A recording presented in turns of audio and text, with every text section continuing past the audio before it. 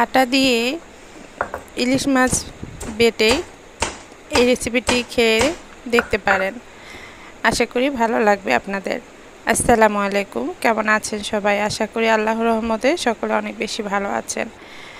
পাটায় বেটে কিভাবে ইলিশ মাছ দিয়ে রেসিপি বানানো যায় সেই টিপসটা আজকে আপনাদের সাথে শেয়ার করব। ইলিশ মাছের কাটার জন্য অনেক সময় বাচ্চারা খেতে চায় না, তো মুরব্বিরাও খেতে চায় না, তাই আমি আপনাদের জন্য আজকে একটি আনকমন রেসিপি নিয়ে এসেছি।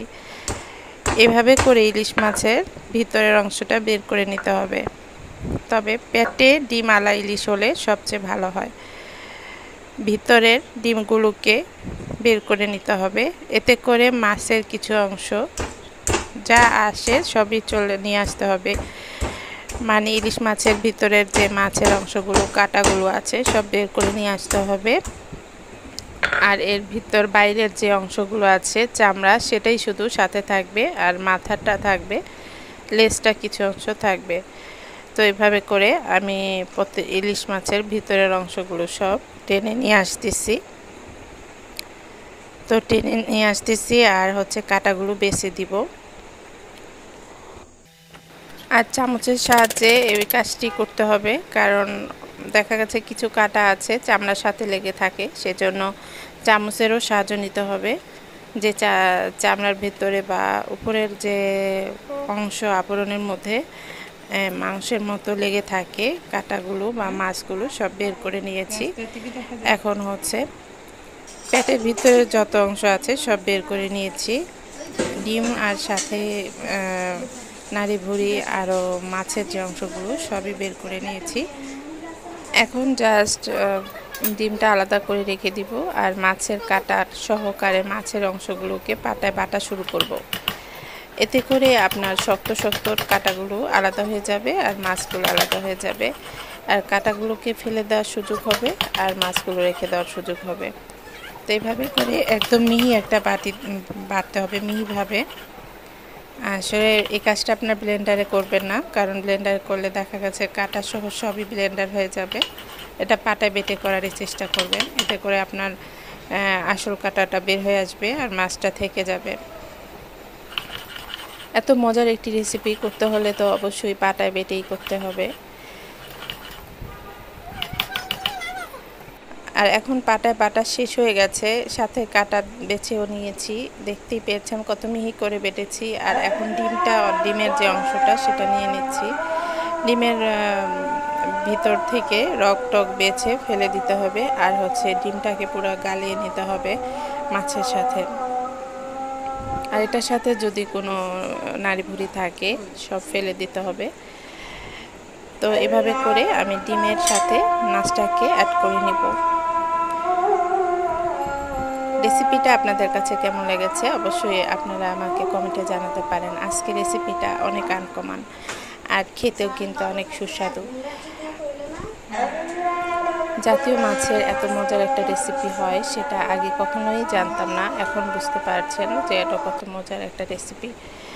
এখন এটার সাথে আমি কিছু পেঁয়াজ অ্যাড করে দিয়েছি, কাঁচা পেঁয়াজ এটার সাথে অ্যাড করে দিয়েছি। আর লাল মরিচের গুঁড়ো অ্যাড করে দিয়েছি, আর সাথে লবণ অ্যাড করে দিয়েছি, আর কিছু হলুদ গুঁড়ো অ্যাড করে দিয়েছি। তো ভিতরের যে পুরটা সে পুরটাকে আমি রেডি করছি।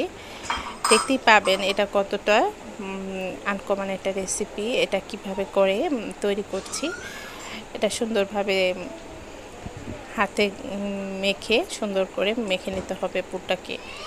ইলিশ মাছের ভেতরের যে পুরটা তৈরি করছি সেটার জন্য আমার হাতে মেখেই করতে হবে, পেঁয়াজ আর সব কিছু দিয়ে।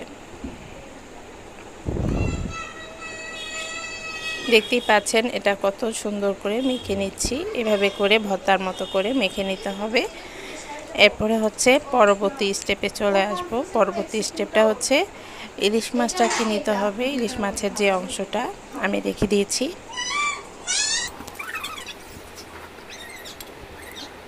এখন যে পুরটা বানিয়েছি এটা আলাদা একটা পাত্রে রেখে দিতে হবে।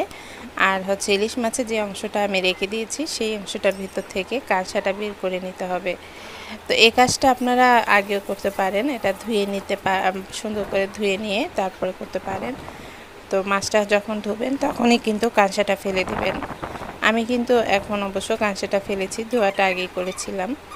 এখন এই যে দেখতেই পাচ্ছেন এটার উপরের অংশটা কিভাবে দিতে হবে আর ভিতরের পুরটা কিভাবে দিতে হবে, চামড়াটা টাস্ট কিভাবে অ্যাটাচ করতে হবে। চামড়ার কিছু অংশ যখন আমি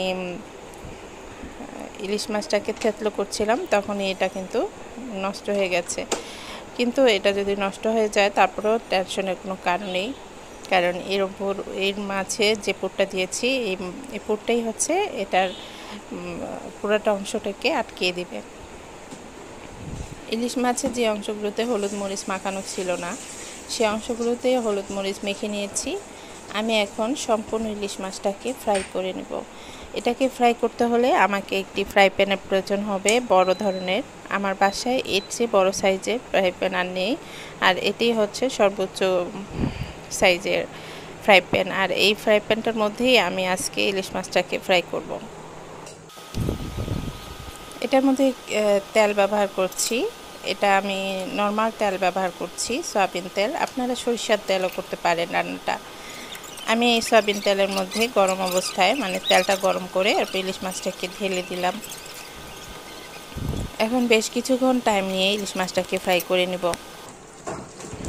ইলিশ মাছটাকে বেশ কিছুক্ষণ টাইম নিয়ে ফ্রাই করতে হবে, কারণ হচ্ছে এটার প্রত্যেকটা পিঠকে ভালো করে ভেজে নিতে হবে, না হলে কিন্তু উল্টানো যাবে না। মাছ উল্টাতে গেলে মাছ পুরোপুরি ভাজতে হবে। আর এরকম ধরনের একটি চামচ ব্যবহার করার চেষ্টা করবেন যাতে করে পুরো ইলিশ মাছটাকেই পাল্টানো যায় বা উল্টানো যায়। আমি এভাবে করে উল্টিয়ে পাল্টিয়ে ভেজে নিয়েছি দুই সাইড। যেই ফ্রাই প্যানটাতে ভেজেছিলাম আর সেখানেই রান্না করব, কারণ মাছটার সাইজের ফ্রাই প্যান বাসায় যেহেতু নেই। তো আমি এখানে পেঁয়াজ কুচি রসুন কুচি দিয়ে এটাকে একটু কিছুক্ষণ ভাজাভাজি করে নিব। অত লালচে করে ভাজার প্রয়োজন নেই, জাস্ট কিছু টাইম ভেজে নিলেই হবে। এখন আমি কিন্তু অফ ক্যামেরায় পেঁয়াজ আর রসুন বেটে রেখেছিলাম সেটা এটার মধ্যে অ্যাড করে দিব। আর আমি কোনো আদা বাটা আজকে রান্না অ্যাড করব না, তবে শুকনা যে মশলাগুলো সেটা আগে অ্যাড করে নিব। এখানে শুকনো মশলা বলতে হলুদ গুঁড়া, মরিচ গুঁড়া, লবণ, এই যা এত কিছু, আর এর বেশি কিছু মশলা এখন দিচ্ছি না। তো এখন কিছুটা পানি দিয়ে মশলাটাকে একটু ভালো করে কষিয়ে নিচ্ছি বা সিদ্ধ করে নিচ্ছি। এই ফাঁকে আমি কিছুটা কাসুন্দি দিয়ে নিয়েছি, কারণ আমার বাসায় যে সরিষাগুলো আছে সরিষাটা পুরানো হয়ে গেছে, তিতো হওয়ার সম্ভাবনা খুবই বেশি। তাই কিন্তু আমি সরিষা ব্যবহার না করে কাসুন্দি ব্যবহার করেছি। যারা বাসায় তাজা সরিষা আছে তারা অবশ্যই সরিষা বেটে রেখে দিবেন, আর সেটা দিয়েই ইলিশ মাছটা রান্না করলে খুবই ভালো লাগবে। আমি আপনাদের সাথে জাস্ট একটা আইডিয়া শেয়ার করছি, এই আইডিয়াটার মতো করে রেসিপিটা করে নিতে পারবেন। তো আমার ইলিশ মাছ রান্নাটা হয়ে যাচ্ছে। আর হচ্ছে অতিথি আপ্যায়নে এই রেসিপিটা কিন্তু অনেক বেশি প্রশংসা কুড়ায়। আপনারা এটা যদি একবার না করে খান বুঝতেই পারবেন না। আমার রেসিপিটি কেমন লাগলো জানাবেন, আর আমার চ্যানেলটিকে সাবস্ক্রাইব করে রাখবেন, লাইক দিয়ে রাখবেন। আল্লাহ হাফেজ, আসসালামু আলাইকুম।